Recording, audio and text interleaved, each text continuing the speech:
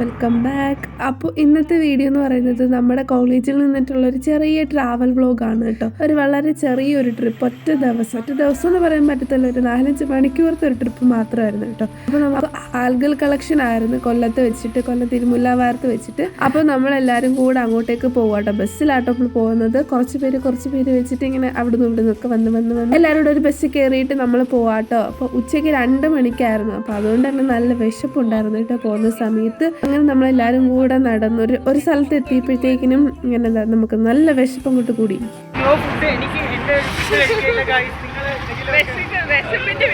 കഷ്ടകാലത്തിന് നമ്മൾ ഇറങ്ങിയ സ്റ്റോപ്പിൽ ഒരു ഹോട്ടൽ ഒന്നും ഇല്ലായിരുന്നു. അറ്റ്ലീസ്റ്റ് ഒരു ചെറിയ ചായക്കട പോലും ഇല്ലായിരുന്നു കേട്ടോ. പിന്നെ അടച്ചൊരു കടയിൽ കയറിയിട്ട് നമുക്ക് കുറച്ച് ഉഴുന്നുകൊണ്ട് കിട്ടിയിട്ട് അങ്ങനെ അത് തിന്ന് നമ്മൾ കുറച്ച് സമാധാനമായി. പിന്നെ നമ്മളൊരു അക്കൂറും കടയിൽ പോയിട്ട് നമുക്ക് നമ്മുടെ ഫെസ്റ്റിന് വേണ്ടിയിട്ട് കുറച്ച് സാധനങ്ങൾ വേണമായിരുന്നു. പക്ഷെ സാധനം കിട്ടിയതുമില്ല കേട്ടോ. നമ്മൾ വെറുതെ അവിടെ ഒരു പോയത് മിച്ചം. അങ്ങനെ നമ്മൾ തിരിച്ച് വീണ്ടും ഓട്ടോയിലാട്ടോ പോയത്. ഓട്ടോയിൽ ചെന്നിട്ട് വേണം നമുക്ക് ഹാച്ചറിൻ്റെ അടുത്ത് ഇറങ്ങാനായിട്ട്. അവിടെ ഇറങ്ങുമ്പോൾ അവിടെ എല്ലാവരും വരുമെന്നായിരുന്നു നമ്മുടെ പ്രതീക്ഷ. പക്ഷെ നമ്മൾ 2 മണിക്ക് ചെല്ലാൻ പറഞ്ഞ് ഒരു 12:30-12:45 എന്തോ ഇപ്പം നമ്മൾ അവിടെ ചെന്നിട്ടുണ്ടായിരുന്നു കേട്ടോ. അപ്പോഴത്തേക്കും ആരും വന്നിട്ടില്ല. പിന്നെ നമ്മുടെ തലയിലൊരു ബുദ്ധി വെച്ച് കേട്ടോ. തൊട്ടപ്പുറത്താണ് നമ്മുടെ തിരുമുല്ലാവാരം ബീച്ച് വരുന്നത്, ഹാച്ചറിൻ്റെ അടുത്താണ്.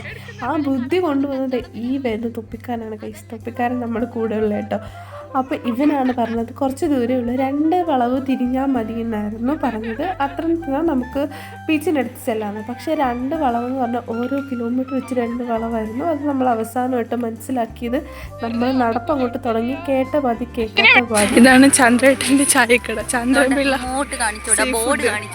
അവിടെ ഉണ്ട്. സീ ഫുഡ് ഹോട്ടലാട്ടോ. നമ്മുടെ ഗൈഡുമാരാണ് ഈ പോകുന്നത്.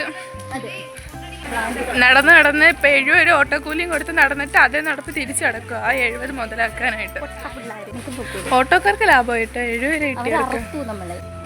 ഓക്കെ ബസ് വരുന്നത്. അതിനെ വീട്ടിൽ ചെന്ന് അടി പിടിച്ചോട്ടോ. ഇത്ര തന്നെ അടിയും കൂടെ ഉള്ളു കിട്ടും. കുറച്ച് ദൂരം നടന്നപ്പോഴാണ് ബസ് കണ്ടത് കേട്ടോ. അപ്പോൾ ബസ്സുള്ള റൂട്ടായിരുന്നു, നമുക്കറിയത്തില്ലായിരുന്നു കേട്ടോ. വെറുതെ 70 രൂപ ഓട്ടോക്കൂലിയും കൊടുത്ത് അവിടെ വരെ പോയി. അതും പോരാഞ്ഞിട്ട് അതേ ദൂരം നമ്മൾ തിരിച്ച് നടക്കും കേട്ടോ. ബീച്ചെന്ന് കേട്ട ഉടനെ എന്തിൻ്റെ വട്ടാണോ എന്ന്. നമ്മൾ ഇനിയിപ്പോൾ ഇതേ ദൂരം നമ്മൾ വീണ്ടും ഇങ്ങോട്ട് വരണം എന്ന് ഓർക്കുമ്പോഴാണ് വിഷമം. നമ്മളെ നടപ്പിനൊരു അന്ത്യമില്ലാതെ നടക്കും ഇപ്പം. പിന്നെ ഫൈനലി നമ്മൾ ഓരോ കിലോമീറ്റർ ദൂരമുള്ള 2 വളവ് വളരെ ചെറിയ സമയം കൊണ്ട് നടന്ന് ബീച്ചിലെത്തിയിട്ടുണ്ട് കേട്ടോ. ഇനി ഇതിലും വലിയൊരു കോമഡി ആട്ടോ ഇനി നടക്കാനായിട്ട് പോകുന്നത്. നമ്മൾ കടലിൽ എത്തിയിരിക്കുന്നു. ഇനി